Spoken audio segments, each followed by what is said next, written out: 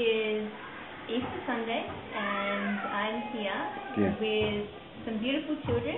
This is Bernie, and this is Yaksa, and this is Yesenia. Yesenia. And this is Randy. Say hola.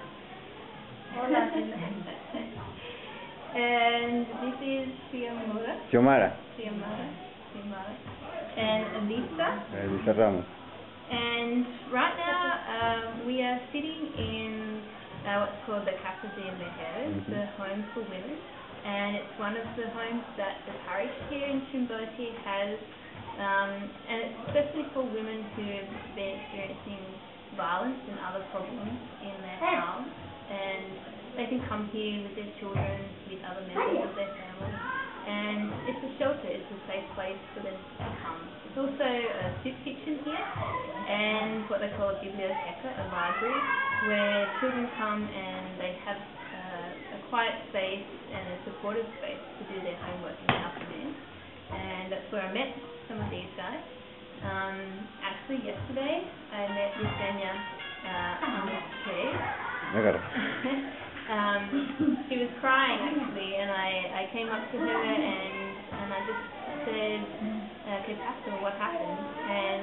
And she said that there was some issue in her house, and so I invited her to join me. I was just walking around the barrios and spending some time walking around the neighborhood here, and I felt a little bit like Mary Poppins, because by the end of the time, the few hours that I spent walking around, I seemed to collect children. So I had a whole lot of children walking around with me, which was fun, and we went to the market and visited some people.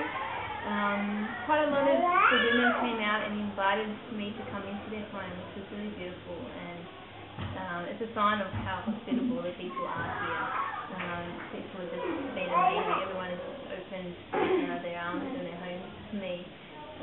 It was a wonderful thing to be walking around and have children calling out Penny from their windows, and realizing that even in 2 weeks you can really become known in a place, because people are really receptive to your visit and your openness, and I feel so grateful to being able to get to know people at this level in such a short time. And I'll be leaving tomorrow. I'm feeling triste, a little bit sad, and yeah, but also just so grateful for the amazing people that I've met here and what I've experienced. There's another little girl over here, Beth. Her name is Maria Peggy. She has a little penguin. And she's also living here with her mother, and it's quite a challenging story, because her mother is retarded, and she was raped, and fortunately life still comes from bad things and suffering of other people, and so we have the beautiful life of little Maria Peggy, and it's another story that has really touched me here and taught me a lot, and little Bernie wants to operate this video. So yeah, I just wanted to share something of this experience of my Easter here. Yesterday I felt like I had a day where I really experienced what Easter is all about. I feel like it was a day where I moved from life to death and back to life, because I had such a life-giving experience in the morning. Yeah? Okay. Just being so uplifted by all these children, but also feeling the weight of their lives, seeing children crying in the streets, seeing the situation of the people visiting the soup kitchens, and the hardship that they face, going into people's houses. The houses here are made of straw, and welcomed into those houses was really moving to me. And then in the afternoon I visited the cemetery, and the cemetery, well, there's several cemeteries here, but the one that I visited is one called Core, and it's right on the edge of town. It's literally, it's near the ocean, but it's also very close to the steel mill, and so it constantly has a wind blowing over it. So it really highlights, what a deserted place it is. But as I approached that place in a taxi, it was just incredible to see these crosses in the sand of various levels of decay,